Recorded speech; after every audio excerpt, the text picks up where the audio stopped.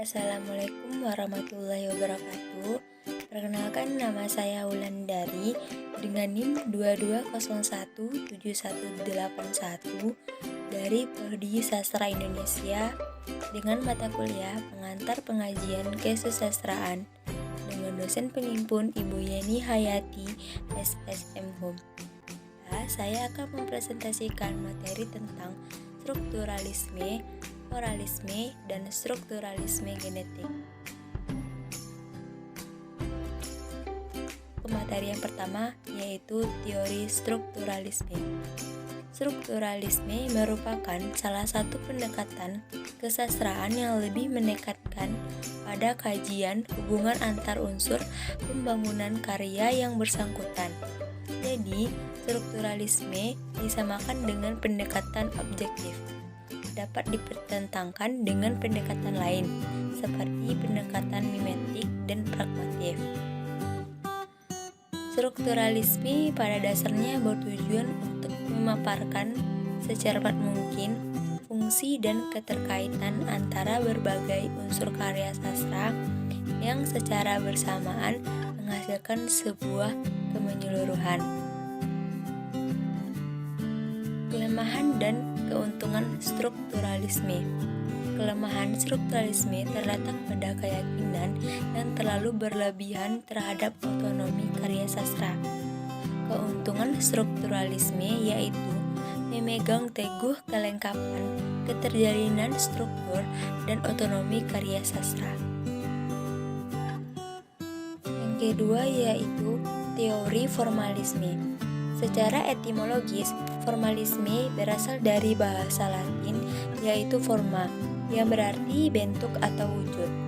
Formalisme mengutamakan pola-pola suara dan kata-kata formal, bukan isi. Oleh karena itulah, cara kerjanya disebut dengan metode formal. Tujuan pokok formalisme.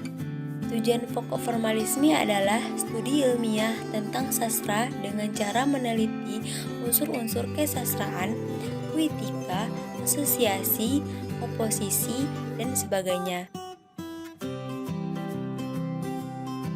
Tokoh formalisme. Yang pertama, Viktor Shklovsky. Viktor Shklovsky mengemukakan bahwa sifat kesastraan muncul sebagai hasil dari susunan dan komposisi bahan semula yang bersifat netral. Yang kedua, Boris H. Baum yang memberi penegasan bahwa kaum formalis dipersatukan oleh adanya gagasan untuk membebaskan diksi putik dari kekangan intelektualisme dan moralisme yang diperjuangkan dan menjadi obsesi kaum simbolisti. Yang ketiga, Boris Tomaszewski yang menyebut motif sebagai satuan alur yang terkecil. Secara umum, motif berarti sebuah unsur yang penuh arti dan yang diulang-ulang di dalam satu atau sejumlah karya. Di dalam satu karya, motif merupakan unsur arti yang paling kecil di dalam cerita. Yang ketiga yaitu teori strukturalisme genetik. Strukturalisme genetik merupakan teori yang muncul atas reaksi terhadap kemandangan atau stagnasi teori strukturalisme. Strukturalisme meninggalkan satu aspek penting dalam proses lahirnya suatu karya yaitu manusia. Selanjutnya masuk kepada konsep dasar strukturalisme, yaitu yang pertama fakta kemanusiaan, yang kedua subjek kolektif, yang ketiga strukturasi, yang keempat pandangan dunia, yang kelima pemahaman, yang keenam penjelasan. Pendekatan objektif. Pendekatan objektif merupakan pendekatan yang mendasarkan pada suatu karya sastra secara keseluruhan.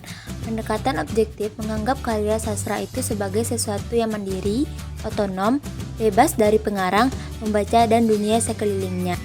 Baiklah, sekian dari video saya ucapkan terima kasih.